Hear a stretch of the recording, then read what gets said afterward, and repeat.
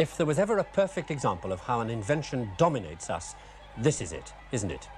It's altered everything, from the way we organize work, to the way we scurry around, to the way we let complete strangers into our ear when we'd never let them into our house. And above all, the world's economy only operates now because we can talk to each other across continents at virtually the speed of light.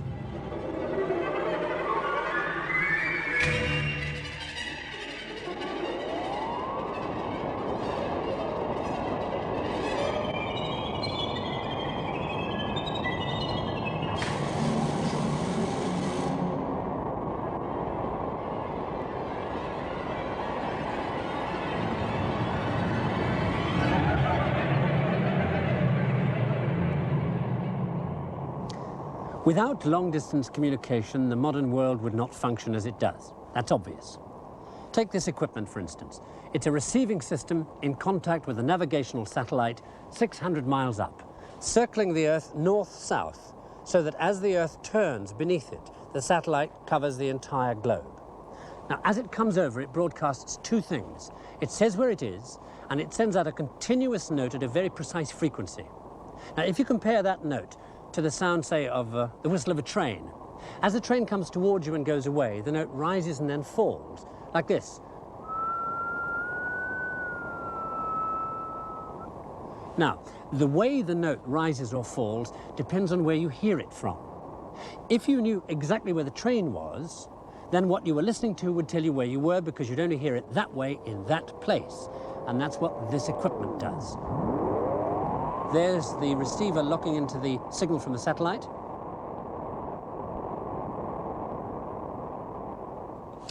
Now the computer is working out the one location on Earth where a satellite at that particular point in space would give it the noise it's hearing. Okay, here's where we are. North, 43 degrees, 42 minutes, 12.1 seconds. East, 4 degrees, 43 minutes, 18.8 seconds. Right, you check those numbers out on a map, and this is where it says we are.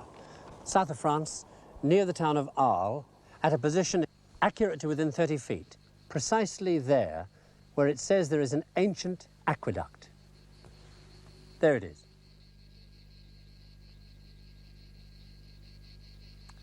Telecommunications can pinpoint somebody like that did, or because he picks up a telephone, or because he's on a computer data bank.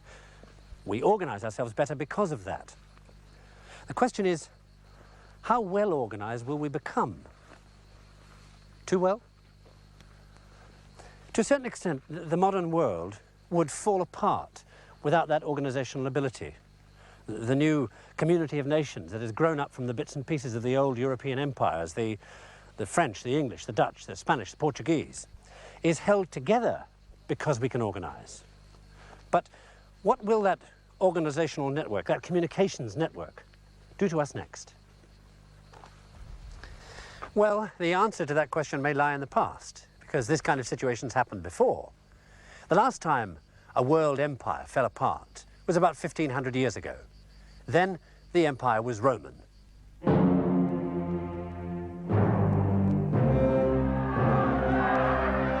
Now, this is the accepted view of the fall of Rome, you know, rape and pillage, destruction the way Hollywood does it. But what really let the barbarians walk all over the Romans was something it won't take you a second to sympathize with. The taxes were too high to pay for the army that was losing all the battles, and a bunch of freeloaders in government, and of course, to pay for thousands of civil servants. So, for the Western Romans, better the barbarian you didn't know than the tax collector you did. So, the place fell apart. The imperial provinces cracked up into small barbarian kingdoms. And all that big-time stuff you have to have with imperial government, you know, superhighways, theatres, aqueducts, were no longer worth the upkeep. That's why we're here, outside Arles. This aqueduct fed the biggest industrial complex in Europe with water to run the wheels of the great grain mills at Barbegal. 28 tons of flour a day, a technological marvel perhaps to be lost forever in the chaos. All through this period, the so-called Dark Ages, the one organization that still functioned internationally, still traveled the Roman roads when nobody else would, handling the king's local and foreign affairs because its members could still read and write, was the church. It had a fully operational network of communications from bishop to bishop throughout Europe, and that's what held things together. The church then was like our telecommunications now. And so the knowledge that the monks had accumulated gradually spread. Knowledge like how Barbagal had worked, with the great water wheel and the gearing system that made it so efficient. And in the end, by the Middle Ages, look what they did with that wheel. Here's the wheel being operated by water, and here's the gearing system turning the horizontal movement vertical, then horizontal again, and then vertical again in order to operate the millstones. Here's another system operating a trip hammer for bashing things like mineral ore or cloth or leather, soften it up. Here's a system that operates a similar trip hammer device, but it's to work a suction pump for a water supply. Same system again, operating two levers, pressing on bellows for a blast furnace.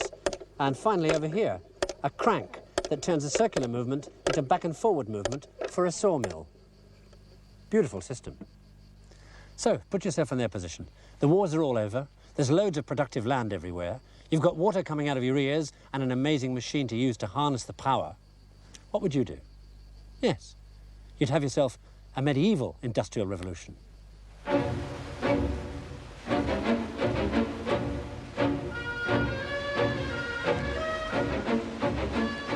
The great thing about these wheels was that they were easy to make, and they'd work almost anywhere. You lived up a mountain, hollow a few trees out, and you had yourself a wooden aqueduct.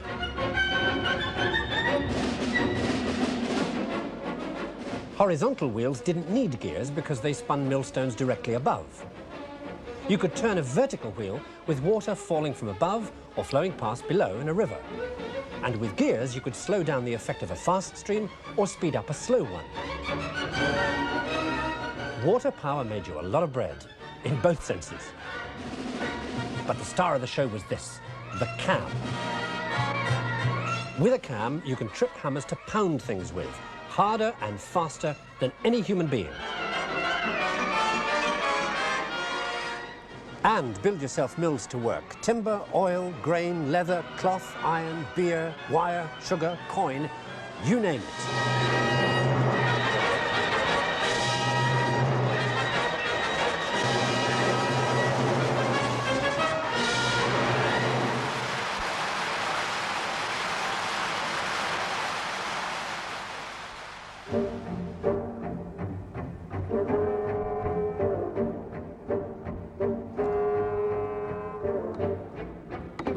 It took a lot of energetic monks to get it all together.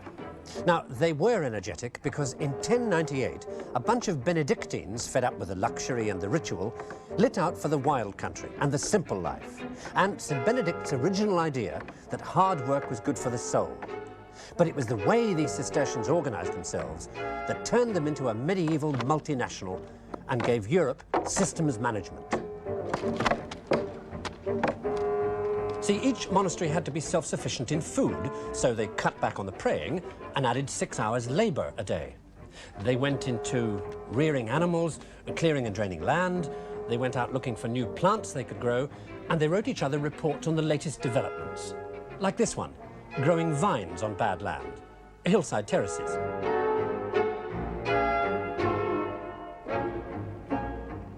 They used all the technology available, wine presses, water mills, iron foundries. A Cistercian abbey was like a corporation, with the special advantage that at the end of a hard day's business, they served the house wine in the company canteen.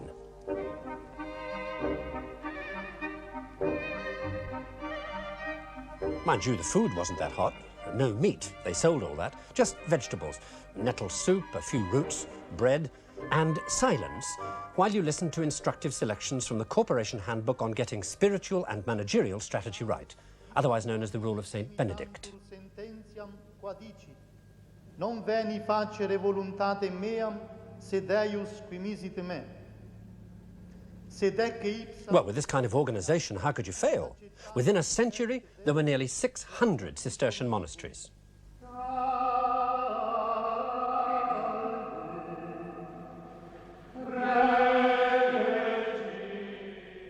These monks did everything with fanatical discipline. Nothing got in the way, no fancy architecture or ritual or color to distract from the corporate image of efficiency. And as their lands and their management techniques developed, the news spread to the world outside.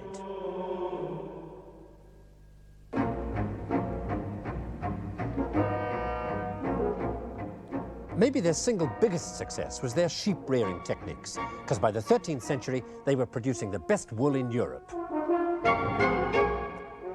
So, there were the Europeans of the 12th century with all that amazing water power technology and the red-hot industrial management systems worked out by the Cistercians, almost waiting for something to happen, something that would generate enough money to trigger the economy off into high gear. And when that something happened, it was one of those examples of the way change can come about quite unexpectedly. Because the two inventions that were to trigger the great leap forward could never have been foreseen here in Europe, because they came from China. The Arabs brought them to us, and what a gift they were. The first one of those Chinese gifts was a new loom, and it immediately caused a problem. It speeded up weaving because the thread lifting business was now done by foot pedals, not by the weaver's hands anymore. The new loom produced cloth so fast, they ran into the problem of not enough yarn. See, up to then, you spun yarn in a way that hadn't changed for centuries. You teased the fibres out of the mass and hand-twisted them onto a spindle. It took hours. Then, in the 13th century, the second Chinese idea arrived and solved the problem because it produced yarn fast enough to keep up with the new loom. It was the spinning wheel. Early on, they didn't have much more than the wheel and the spindle. Foot pedals came later. But these two simple bits of machinery fitted together like bits of a jigsaw. And when they did, the places they were used got very, very rich.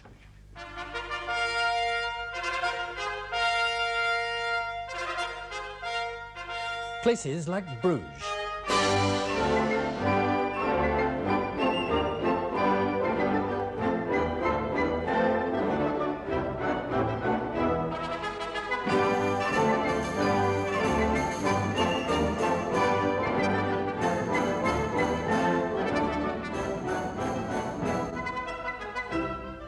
Bruges was one of the richest of the medieval cities built by the woolen trade, and if you know anybody called Draper, boy, were his ancestors well off. The cloth merchants made so much loot, they didn't know what to do with it. They built roads, canals, guild halls, cathedrals. They even had their own laws. And in spite of all that, they still had enough money left for high-technology music.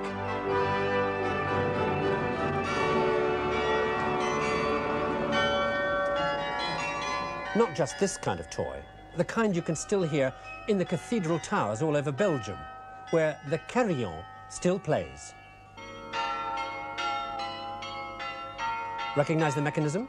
It's the cam again, tripping levers that pulled wires that eventually pulled the clapper on one or other of a number of differently tuned bells. You set the cams in like pegs to trip certain levers and ring certain bells. Now, the reason all the good burghers had all these extra goodies was because they'd found a new market for their wool.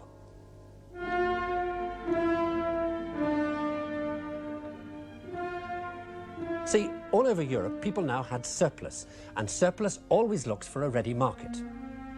South from Scandinavia and England and Flanders came fur and wool and cloth. North, through the Mediterranean, through Genoa and Venice, came silk and spices from the Far East. East, from France and Spain, came salt, wine, and Cordovan leather. And from Russia, fur, I suppose. Everybody's crossroads lay in the county of Champagne at 4 little towns where they set up the first international markets, called the Champagne Fairs.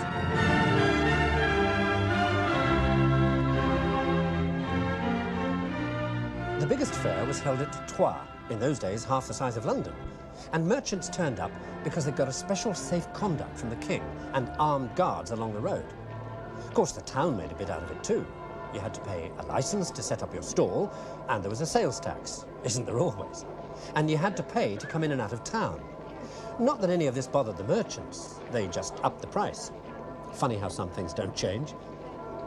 Anyway, this international money-making went like a house on fire, especially among those able to turn up with the very, very rare stuff, like like silk, where you really made a packet.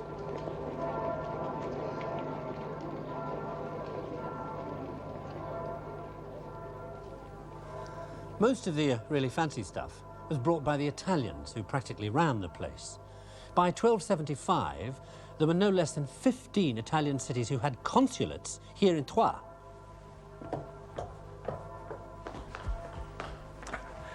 The reason the Italians mattered so much was because when everybody got back from a crusade in the Middle East to their rather dull northern European town, all they could talk about were the amazing luxuries of the mysterious Orient. Silk, cinnamon, pepper, elephant tusks.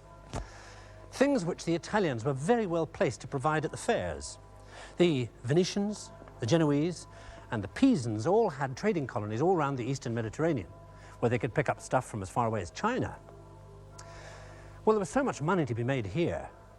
And given the fact that the Genoese have always had a reputation for being where the profits are, it's not surprising that it was probably they who came up with a way to keep the financial ball rolling, so to speak, with this thing. It's an investment contract called a commenda. Now, this is a copy, but this particular one was written on the 14th of November, 1244, and it's a contract between a travelling merchant called John of the parish of St. Genesius and a draper called Otto, there's Otto, who is investing 81 Genoese pounds as a share in a load of purple cloth and gold silk that John the merchant is bringing up here to the Champagne fairs. The agreement goes on to say that John can use his discretion as to where and when he trades, on condition that when he gets back to Genoa, Otto gets detailed accounts and his share of the profits. This tatty bit of paper, which looks like an everyday affair, thing you write in the back of an envelope practically, represents a really fundamental innovation, because it brought everybody, rich and poor, who had any spare cash in on the act. And that spread the risk, and that encouraged more merchants to go to more places. So the Champagne fairs and others, places like this, really boomed.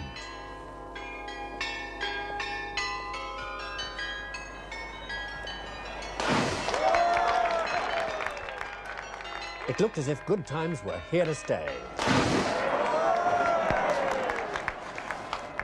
And then, at the beginning of the 14th century, came a change in the weather. Freezing winters and rainy summers. Bad harvests followed, and then famine. With little or no surplus crops to sell, money became tight, and the fairs began to fail. All over Europe, people tightened their belts. And in this weakened condition, they were virtually defenseless against attack. And when it came, in 1347, the effect was devastating. All the more so because they had no defense against the enemy. It was a flea.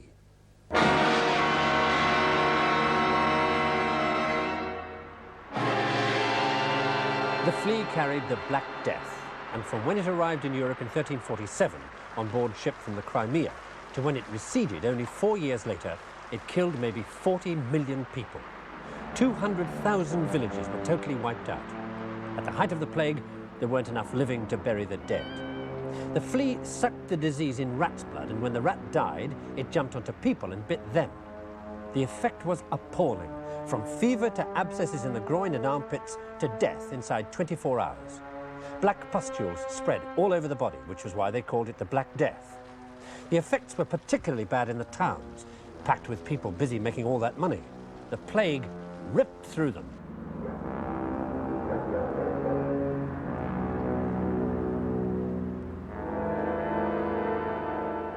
And a new face appeared in all the pictures. And for those with itchy feet, a new kind of dance you could unexpectedly find yourself swinging to. The dance of death.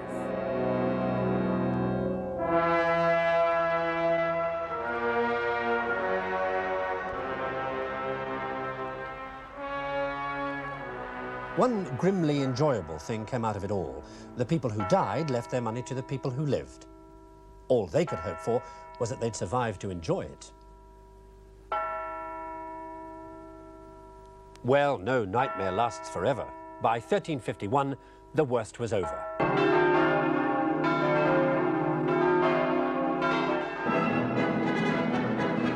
When it was all over, the survivors went insane, trying to forget the horror they'd lived through.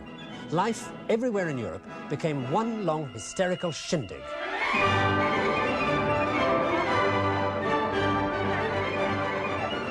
People spent the money the plague had given them on the wildest outfit they could buy. If you were rich, silk embroidered with gold wire was the thing. The middle classes went into expensive little numbers in wool and velvet. And the peasants? Well, thanks to that loom way back and the fact that flax is cheap to grow, linen was their thing. Well, it was everybody's thing, really, in hats and shirts and bed sheets. And especially if you take an indiscreet look up the nearest girl's skirt. That. Underwear. And just this once, that's the great historical trigger of change. What you're looking at now. Yes, frilly knickers.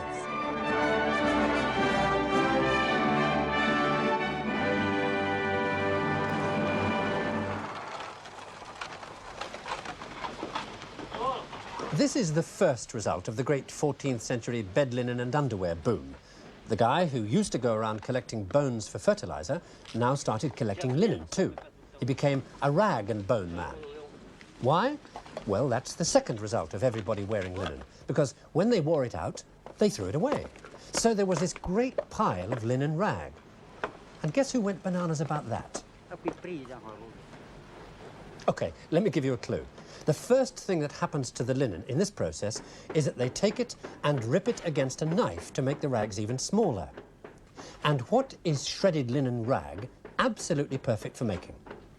Yes, paper. So the paper makers got an unexpected linen rag bonanza, pounded by hammers, tripped again by the can.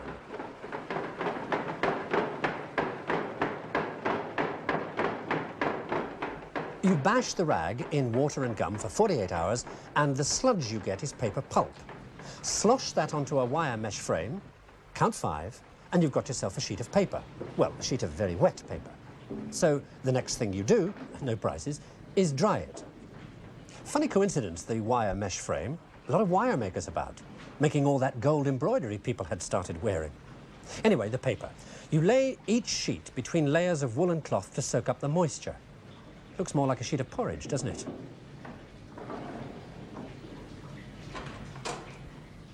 And when you've got a big pile of wool and wet paper sandwiches stacked up, you call the lads. All you do now is squeeze the pile in a press until you've got nearly all the water out of the paper when you hang it up to dry, and that's all there is to it. Funny how it all comes together here in the paper mill. The water power to run the cams, tripping the hammers to make the pulp, the wine press come linen press to squeeze out the water, and thanks to the automatic loom, the linen that makes the pulp. And because of all that free linen, suddenly the cheapest thing around was paper.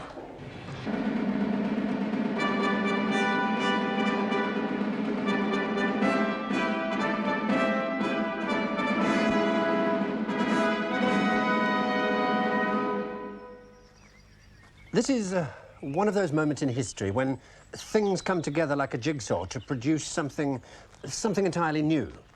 Look at the bits we've got so far. Because of the linen, we have cheap paper. The Black Death is just over, so the economy of Europe is on the up and up. Administration is expanding. There are many more clerks needed to do all the paperwork. However, the Black Death has killed half the clerks off, so they cost a great deal. So we have extremely cheap paper, and the cost of a man who writes on it has gone up astronomically. What do you need to solve that problem? Yes, printing. And that's exactly what happened. But before the final bit of the jigsaw could be put into place, you needed one particular skill, the kind of skill, say, a goldsmith has. If you come upstairs with me, I'll show you what I mean.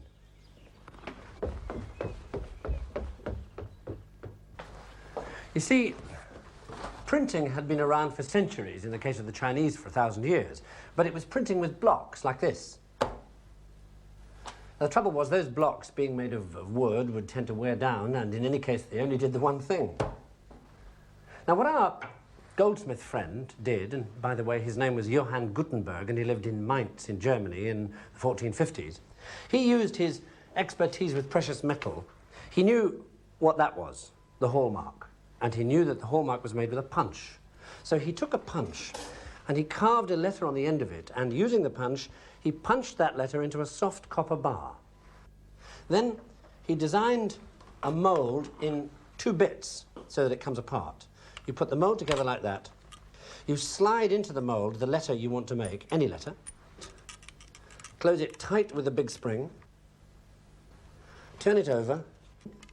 And then very, very carefully, you put molten lead alloy into the mold like this. Leave it for just a few seconds, and then you break the mold, and the letter is there, ready to print with. And that letter A will go anywhere on the page you want to put a letter A. It will go in the place of any other letter A. The mold makes all the letters, so they're all the same size. It makes all the spaces, so they're all the same size. So the printing is uniform. But it's the interchangeability of the letters that is at the heart of Gutenberg's invention.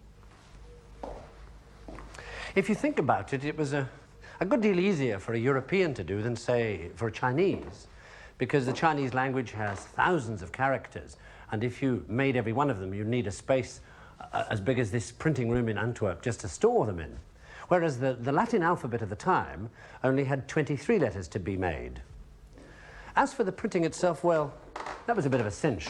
This press was just an adaptation of a linen press that had been around for centuries, as had the ink and the paper.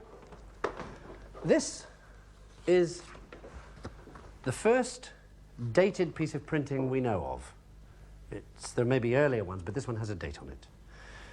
And the people who did it were very proud of what they'd done. It's the introduction to a book of Psalms.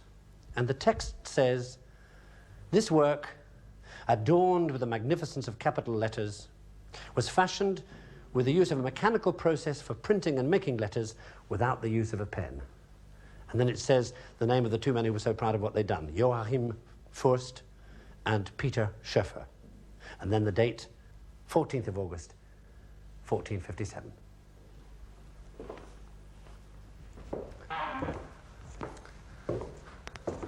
The coming of the book changed everything.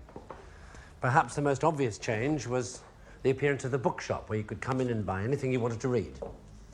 Knowledge was no longer the private property of the priest or the prince or the scholar. If you could pay and you could read, it was all yours. The new books also standardized spelling. They carried an author's name, and they encouraged accuracy because the books could be widely read by people who knew more about the subject perhaps than the author himself. But perhaps most fundamental of all, the new books gave birth to the specialization that is the blessing or the bane, depending on your point of view, of our modern world. Because you see, the architects and the engineers started to write about what they knew in terms that only their co-professionals would understand. The generation that first read these new books could as easily turn its hand to the lute or the sword or the architect's drawing. And because of printing, they were the last generation to be able to do that. The coming of the books must have seemed as if it was going to turn the world upside down in the way it spread and democratized knowledge. And one of the few men responsible for that spread was an Italian called Aldus Manutius. And he realized that what people needed and wanted was cheap, standard books that they could carry with them anywhere they went in their saddlebags. And so he produced the world's first pocket edition. And he did so in what by 1500 was the printing capital of Europe, Venice.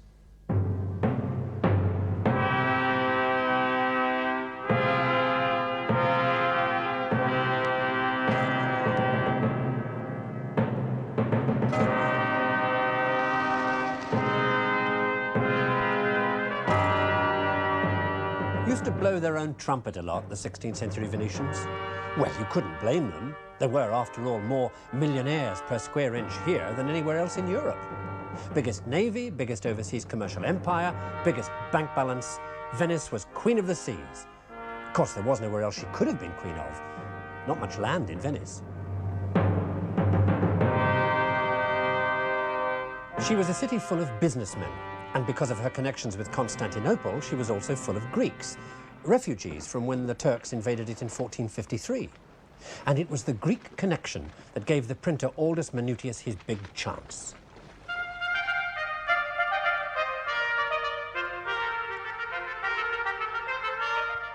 Because Aldus got the Greek refugees to work for him, and because of that, his books gave the world a taste for the knowledge and the style of ancient Greece. He turned out dictionaries and grammar books first, so his customers could learn Greek, and then, of course, they could move on to reading the Greek books he would sell them. No fool he. Well, the new books got everybody turned on to matters ancient. One of the earliest bestsellers was a Roman thing on architecture that got people into big prestige building projects, people like Michelangelo.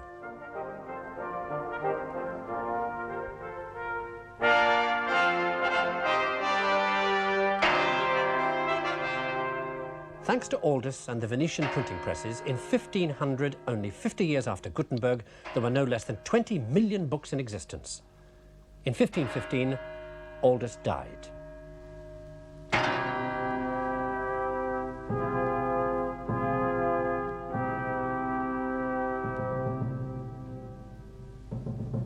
Aldus Manutius was laid to rest with his books heaped around him as a mark of respect for what he'd done, which was to print every major Greek classic in existence and invent a new kind of letter type for his pocket editions. It was a kind of print that would pack a lot into a tight space. We call it italic. So now the world could start worrying about something it had never had to worry about before: the small print.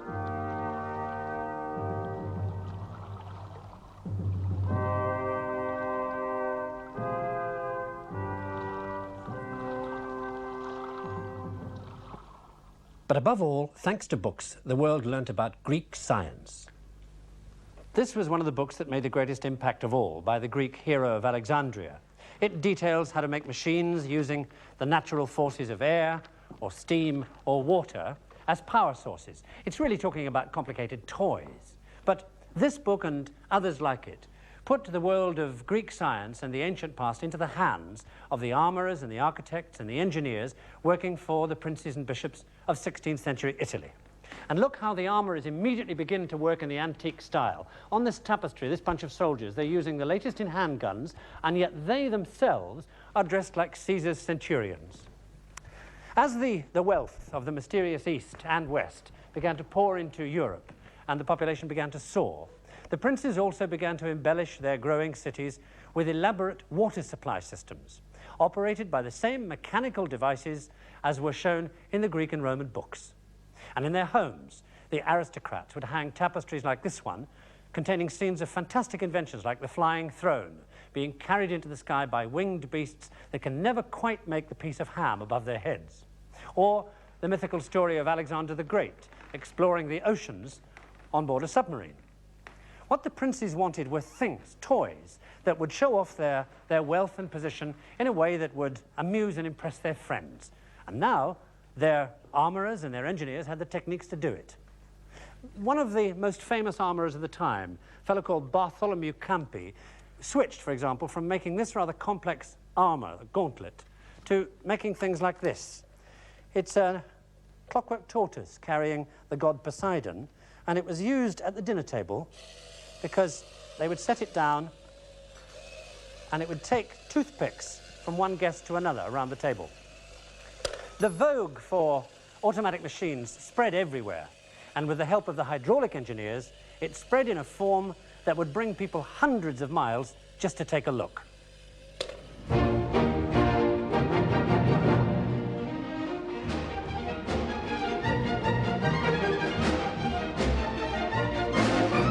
This is one of the best ones still working, the Castle of Hellbrunn outside Salzburg, built in 1615 so the Prince Archbishop and his guests could have a little water-powered fun and games. The whole place works on water turbines running the familiar cylinder with pegs in it, operating a 16th century Disneyland.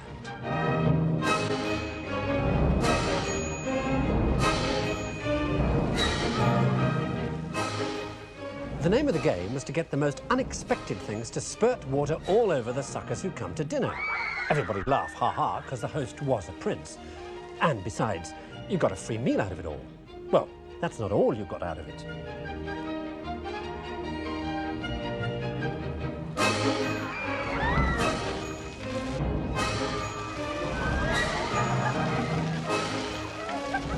Of course, haha, you couldn't get up until the prince did, and of course, haha, he didn't need to.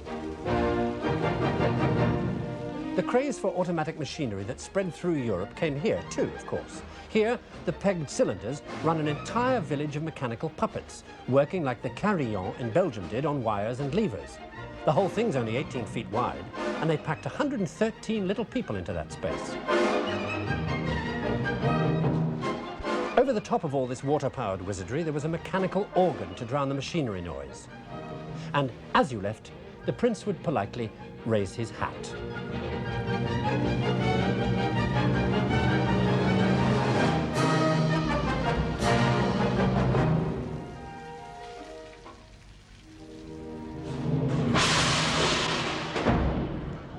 Mechanical organs and things might have stayed just that if it hadn't been for another craze sweeping Europe, a mania for Chinese fashions, particularly in dress, when, at the beginning of the 18th century, very complicated patterns became all the rage, especially in France, and particularly in silk. By the beginning of the 18th century, the demand for this kind of pattern was giving the silk weavers of Lyon a real headache, because silk weaving isn't just the simple over and under business of ordinary weaving, it's much more complicated. I mean, take a look at this. This already complicated pattern, if you follow it across, there you see suddenly for about 5 threads that particular orange. So it comes in, say, at thread 530, and it disappears again at thread 535. Now, if you get that one thread wrong, you've blown it. Let me show you on this little model loom here how they cracked that problem. Every thread runs through a tiny ring on a cord, so that if you want to lift the thread, you pull the cord up, the thread lifts, and in this case, the crossing thread would go underneath and in the final pattern not be seen. Now, if you tie together all the cords for all the threads that you want to lift into one bunch, then one pull will lift them all, like this.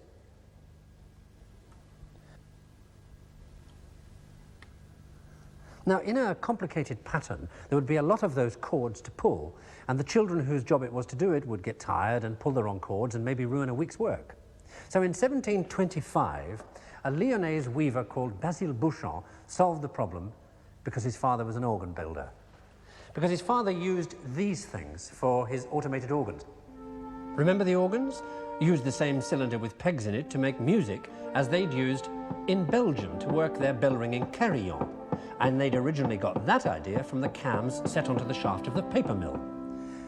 Bouchon saw that the piece of paper that you give to the carpenter to tell him where to put these pegs on the cylinder was in fact a kind of control mechanism. So he put it on a loom. Look, each control cord comes over and down here, and whether or not it's moved depends on this horizontal needle here. Okay, now for the control mechanism part. What Basile Bouchon did was put a roll of perforated paper up against the needles, the cross needles, and where there was a hole, the needles stayed put because they came through the holes. And where there was not a hole, as in the case of these 4 needles here, the paper pushed the cross needles so that all 4 needles and all their threads operated simultaneously like this.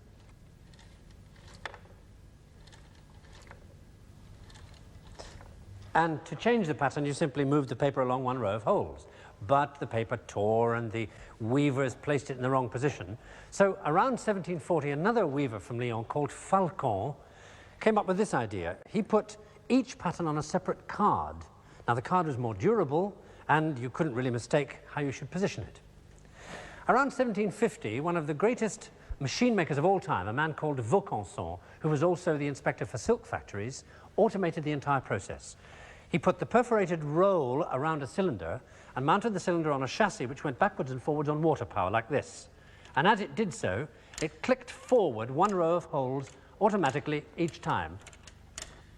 Now, that was limited to how much paper you could put around the cylinder, and it put men out of work. So for nearly 50 years, this loom mouldered unnoticed here in the Paris Museum of Arts and Crafts, until just after 1800.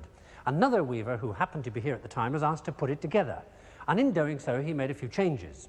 He put Vaucanson's idea together with Falcon's cards and came up with this. It's automated, and it has the advantage that if you want to increase the pattern, you simply add more cards. Now, for that minor amendment, he got all the glory, because to this day, the entire concept is named after this man. This is a Jacquard loom. And boy, what a success that was.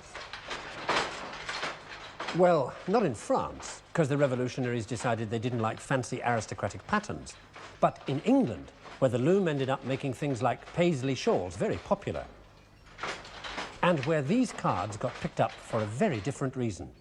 They got used to control automatic riveting machines that by the mid-19th century helped to build the great new iron ships that were to make the crossing of the Atlantic safer and faster, just in time to handle the biggest load of passengers that any shipping lines have ever carried, the poor, huddled masses of Europe.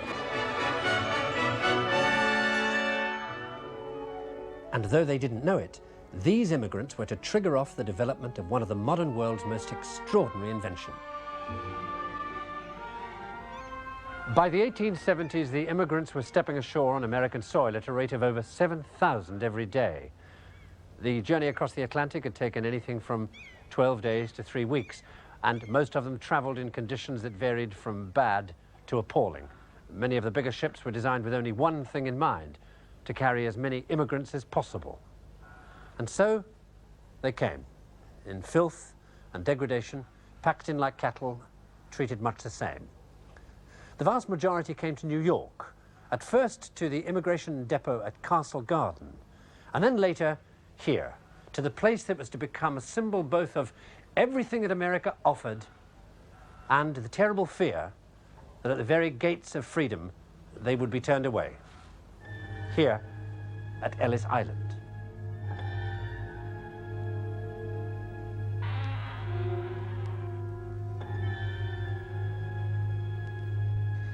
It took only a few hours to be accepted or rejected, and much of that time was spent confused and bewildered, waiting, clutching their cardboard suitcases tied up with string, everything they possessed. Some of them, those who could write, even left their names on the walls, as if to say, "Look, I made it."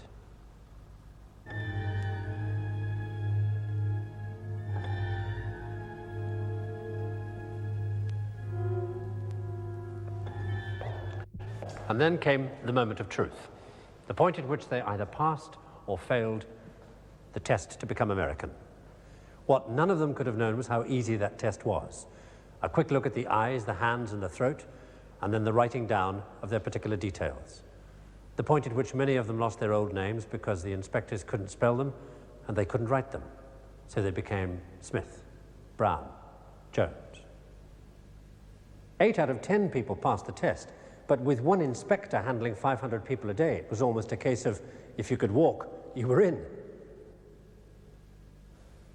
In the 30 years between 1850 and 1880, nearly 8 million people got in. And as the country grew and the frontiers pushed west, the immigrants were swallowed up to disappear in the vast open spaces of this enormous country.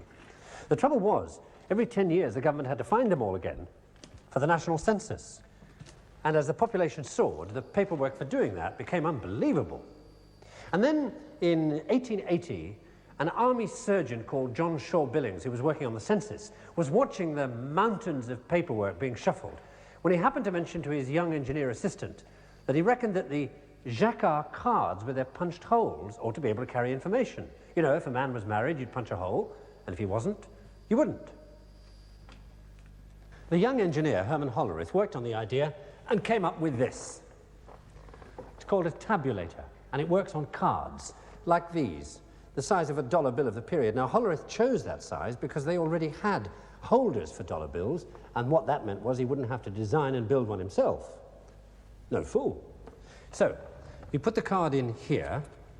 Now, let's say we're talking about a white male, aged 35, who is single, lives in Maine, and came originally from Russia. Right, you punch white, male, 35, single, the code for the state, Maine, and finally, Russia. Now you take the card out, see the little holes, and put it into this press. Now, when you push this press down, These little needles here with springs on them either go through a hole or they don't. Remember Jacquard? And if they do go through a hole, they make electrical contact down there. And that triggers these counters up here one click forward. Now, depending on what you want to count, you program the counters. Say you just want a general population figure, then all these are the states and territories, of which that is Maine, and that one in the corner is the grand total. So our man in Maine would add 1 to Maine and 1 to the grand total, like this. And the bell told you you'd done it. Now, the census involved much more detailed analysis than that. So Hollerith also designed a sorter, this cabinet with lots of boxes in it, connected to the tabulator. Now, let's say you want to take a particular look at all 35-year-old men. What you do is program the tabulator so that when one of them comes under the press, it causes a particular box to flip open, like this. And you pop the card into the box, and at the end of the day, you took out all the 35-year-olds and ran them back under the press to see where they all lived and to see how many of them there were. And you could do that with any bit of information on a card or any mixture of bits of information on a card. Well, the 1880 census had taken over 7 years to complete. With the new tabulator, the 1890 census was finished in half that time, and they checked the total twice. 62,947,714.